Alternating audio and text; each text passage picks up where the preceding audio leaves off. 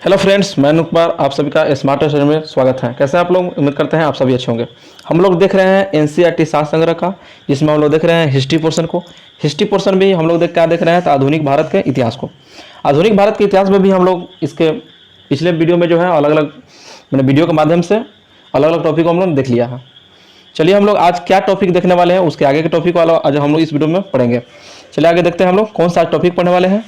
चलिए वीडियो को आगे बढ़ाते हैं। आगे जाने से पहले इस चैनल पर नए हैं तो चैनल को सब्सक्राइब कर लीजिए और बेल आइकन का बटन दबा लीजिएगा, जिससे नोटिफिकेशन जो है आपके पास पहुंचते रहेगा। ठीक है, चलिए हम लोग टॉपिक पर चलते हैं। तो आज हम लोग टॉपिक में देखने वाले हैं सामाजिक, धार्मिक एवं सांस्कृतिक सुधार आंदोलन को। चलिए इसका देखते हैं। पहला क्वेश्चन क्या दिया हुआ आपकी स्क्रीन पर। इसका पहला आपके स्क्रीन पर दिया हुआ है कि भारतीय पुनर्जागरण का जनक किसे कहा जाता है। तो राजा राम मोहन राय को जो है भारतीय पुनर्जागरण का जनक कहा जाता है। नोट में दिया हुआ है आपका कि राजा राम मोहन राय को भारत में सुधार आंदोलन तथा भारतीय राष्ट्रवाद का जनक भी माना जाता है। राजा राम मोहन राय किस शिक्षा पद्धति के समर्थक थे? तो आपके पश्चात या अंग्रेजी शिक्षा पद्धति के आपका संबंधित है। तो किससे संबंधित है? समर्थक में थे तो अंग्रेजी शिक्षा पद्धति के जो है राजा राम मोहन राय संबंधित है। चलिए नेक्स्ट क्वेश्चन। राजा राम मोहन राय द्वारा कलकत्ता में ब्रह्म समाज की स्थापना किस वर्ष की गई थी? तो वर्ष 1828 ईस्वी में। ब्रह्म समाज किस सिद्धांत पर आधारित है? तो एकेश्वरवाद पर आधारित है। संवाद कौमुदी जो कि आपका बांग्ला भाषा में लिखा गया हुआ है तथा मिरात उल अखबार फारसी भाषा के संपादक कौन थे? तो राजा राम मोहन राय थे। ठीक है। वर्ष 1815 में एकेश्वरवादी मत के प्रचार हेतु राजा राम मोहन राय ने किस संस्था का गठन किया? तो आत्मीय सभा का गठन किया। कब किया? आत्मीय सभा का गठन आपका 1815 ईस्वी में हुआ है। अगला नोट के तौर पर दिया कि ब्रह्म समाज के विचारों को लेकर वर्ष 1865 में केशव चंद्र सेन व देवेंद्र नाथ टैगोर के मध्य विवाद हुआ। परिणाम स्वरूप केशव चंद्र सेन मूल ब्रह्म समाज से अलग हो गए और वर्ष 1866 में आदि ब्रह्म समाज की स्थापना की और यही बाद में भारतीय ब्रह्म समाज कहलाया। नेक्स्ट क्वेश्चन दिया हुआ है आपका कि राजा राम मोहन राय को राजा की उपाधि किसने प्रदान की थी? तो मुगल बादशाह अकबर द्वितीय के द्वारा जो है राजा की उपाधि दिया गया था राजा राम मोहन राय को। राजा राम मोहन राय की समाधि कहाँ स्थित है? तो आपका इंग्लैंड के ब्रिस्टल शहर में जो है स्थित है। नेक्स्ट क्वेश्चन कि वर्ष 1872 में नेटिव मैरिज अधिनियम को पारित करवाने में किसने महत्वपूर्ण भूमिका निभाई थी? तो केशव चंद्र सेन ने भूमिका निभाया था। वर्ष 1839 ईस्वी में तत्वबोधिनी सभा की स्थापना किसके द्वारा की गई थी? तो देवेंद्र नाथ टैगोर के द्वारा। वर्ष 1875 में आर्य समाज की स्थापना किसके द्वारा की गई थी? तो स्वामी दयानंद सरस्वती के द्वारा आर्य समाज की स्थापना किया गया था। वेदों के पुनरुत्थान का श्रेय स्वामी दयानंद सरस्वती को दिया जाता है तथा उन्होंने वेदों की ओर लौटो का नारा दिया था। दयानंद सरस्वती द्वारा सत्यार्थ प्रकाश पुस्तक किस भाषा में लिखी गई थी? तब का संस्कृत भाषा में लिखा गया था। चलिए नेक्स्ट क्वेश्चन पर चलते हैं। अगला क्वेश्चन दिया हुआ है कि किस समाज सुधारक को भारत का मार्टिन लूथर किंग कहा जाता है? तो दयानंद सरस्वती को मार्टिन लूथर किंग कहा जाता है। वह व्यक्ति जिसमें सर्वप्रथम स्वराज शब्द का प्रयोग किया और हिंदी को राष्ट्रभाषा माना। तो स्वामी दयानंद सरस्वती। किस बंगाली नेता ने सती प्रथा का समर्थन किया था? तो राधा कांत देव। कौन सा है? राधा कांत देव। नेक्स्ट क्वेश्चन कि वर्ष 1867 में केशव चंद्र की प्रेरणा से महाराष्ट्र से प्रार्थना समाज की स्थापना किसके द्वारा की गई? तो आत्माराम पांडुरंग। किस एक समाज सुधारक को महाराष्ट्र का सुकरात कहा जाता है? तो महादेव गोविंद रानडे को। वर्ष 1897 में विवेकानंद द्वारा रामकृष्ण मिशन की स्थापना किस स्थान पर की गई थी? तो कोलकाता में किया गया था। स्वामी विवेकानंद ने विश्व धर्म संसद शिकागो में कब भाग लिया? तो 1893 में जो है विश्व धर्म सम्मेलन में इन्होंने भाग लिया था। सिस्टर निवेदिता कौन थी? तो विवेकानंद की शिष्या थी। 19वीं शताब्दी के उत्तरार्ध में नव हिंदूवाद के सर्वश्रेष्ठ प्रतिनिधि स्वामी विवेकानंद थे। नेक्स्ट क्वेश्चन कि न्यूयॉर्क में थियोसॉफिकल सोसाइटी की स्थापना किस वर्ष की गई थी? तो 1875 में किया गया था। भारत में थियोसॉफिकल सोसाइटी का मुख्यालय कहाँ स्थापित किया गया है? तो अडयार आपका मद्रास में थियोसॉफिकल सोसाइटी का मुख्यालय स्थापित किया गया है। भारत में थियोसॉफिकल सोसाइटी की को किसके प्रयत्नों से सफलता मिली? तो एनी बेसेंटो के प्रयत्नों से मिली। यंग बंगाल आंदोलन के प्रवर्तक कौन थे? तो हेनरी विवियन डेरोजियो। विधवा पुनर्विवाह को कानूनी रूप से वैध करवाने में किसकी महत्वपूर्ण भूमिका थी? तो ईश्वर चंद्र विद्यासागर की महत्वपूर्ण भूमिका नहीं थी। फिर नोट में दिया हुआ है कि वर्ष 1851 में Naoroji Furdoonji, Dada Sahab Naoroji, S N Bengalee, R K Cama के सहयोग से रहनुमाई मजदयासनान सभा गठित की गई तथा सभा के संदेश को पारसी समाज तक पहुंचाने के उद्देश्य से पत्रिका राष्ट्र गुप्तार नामक पत्रिका प्रारंभ की गई। ठीक है, इस नोट को आप लोग ध्यान रखिएगा। नेक्स्ट क्वेश्चन कि दलित जातियों के कल्याण के लिए ज्योतिबा फूले ने वर्ष 1873 में किस संस्था की स्थापना की? तो सत्य शोधक की स्थापना किया गया, सत्य शोधक समाज की स्थापना किया गया है। चलिए नीचे देखते हैं क्या लाइन दिया हुआ है कि स्वतंत्रता के पश्चात मौलाना आजाद भारत के पहले शिक्षा मंत्री बने तथा विश्वविद्यालय अनुदान आयोग की भी स्थापना की थी। चलिए नेक्स्ट क्वेश्चन, अगले पेज पर चलते हैं। अगला पेज का पहला क्वेश्चन है क्या दिया हुआ है स्क्रीन पर कि ब्राह्मणों की सरोजता को चुनौती देने के लिए आत्मसम्मान आंदोलन किसके द्वारा चलाया गया? तो वी रामास्वामी नायकर। राधा स्वामी सत्संग के संस्थापक कौन थे? तो शिव दयाल साहेब। कौन थे? शिव दयाल साहब जो थे संस्थापक थे। गुलामगिरी पुस्तक के लेखक कौन है? तो ज्योतिबा फूले। गुलामगिरी पुस्तक के लेखक Jyotiba Phule. Servants of India society की स्थापना किसने की थी? तो गोपाल कृष्ण गोखले ने किया था। ठीक है, सर्वेंट्स ऑफ सोसाइटी। चलिए नेक्स्ट क्वेश्चन की ओर। अगला क्वेश्चन क्या दिया हुआ है कि आत्मीय सभा संस्था के संस्थापक कौन है? तो राजा राम मोहन राय। स्थापना 1815 ईस्वी में किया गया था कोलकाता में।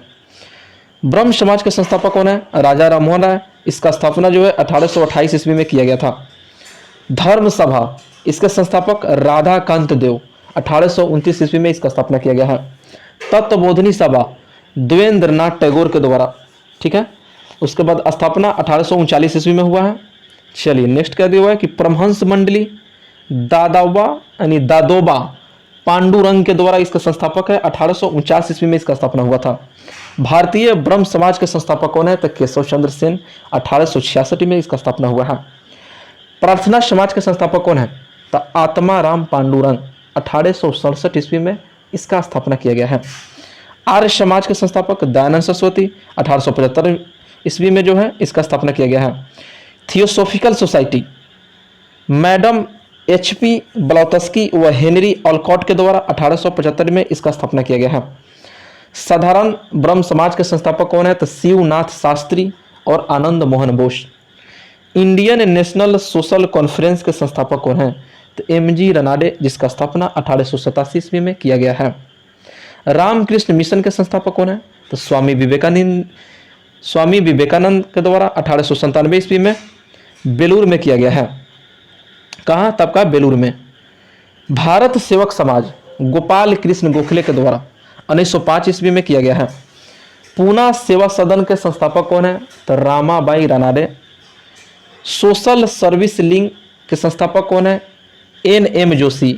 इसका जो स्थापना वर्ष जो है सभी का याद नहीं कर रहा है, जो इंपॉर्टेंट है उसी को याद करना है। जैसे रामकृष्ण परमहंस, ब्रह्म समाज उधर देखें आप लोग, उन सभी को ध्यान दीजिएगा।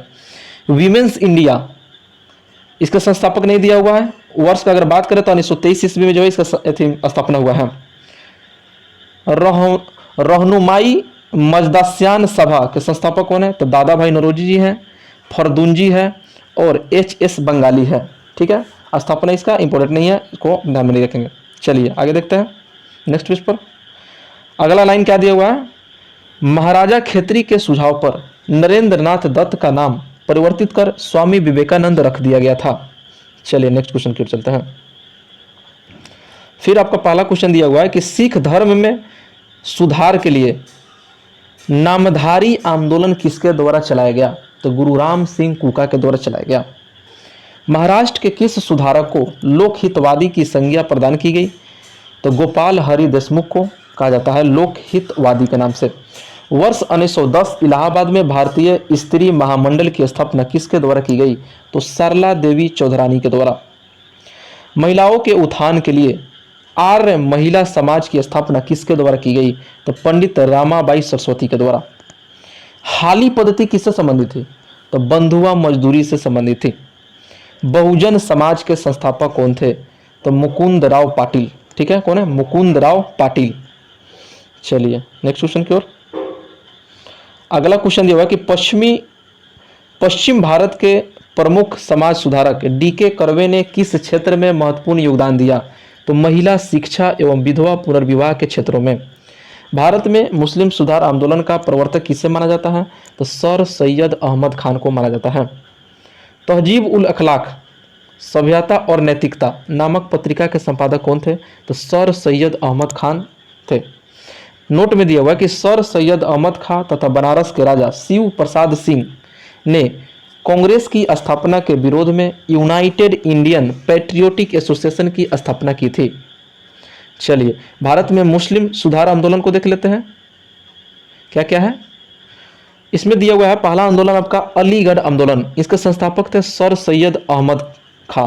कहाँ हुआ था? तो अलीगढ़ में था। इसकी विशेषता क्या है? तो यह अंग्रेजी शिक्षा एवं ब्रिटिश सरकार के पक्ष में सबसे प्रभावी आंदोलन था।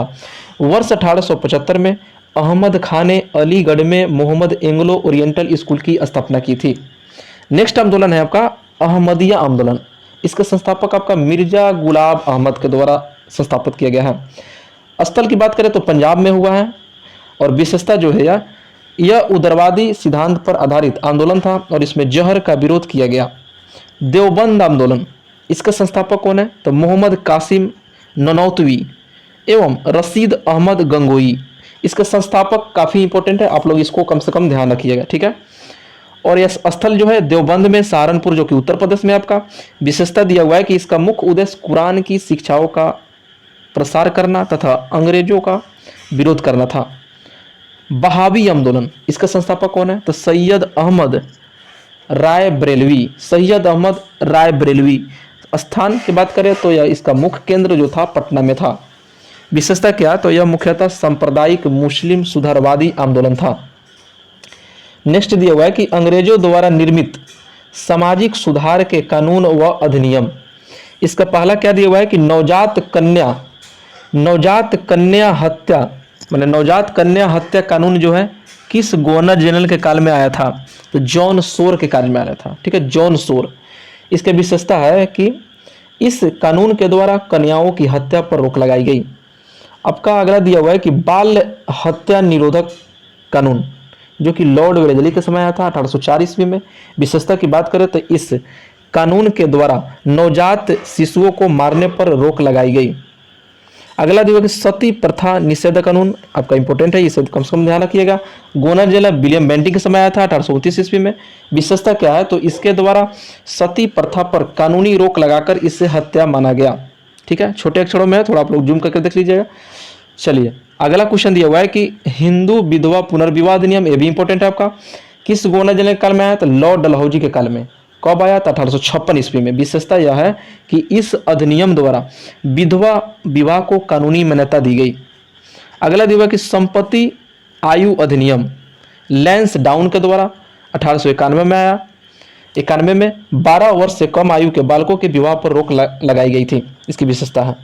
अगला हुआ है कि शारदा एक्ट, ये भी इंपॉर्टेंट है आपका, किस गवर्नर जनरल के समय आया हुआ था? तो लॉर्ड इरविन के समय आया हुआ है। कब आया था? 1929 ईस्वी में। विशेषता की बात करें तो इसका व्यवस्था जो है इस एक्ट के द्वारा बालकों एवं बालिकाओं के लिए विवाह की न्यूनतम आयु क्रमशः 18 तथा 14 वर्ष निश्चित की गई।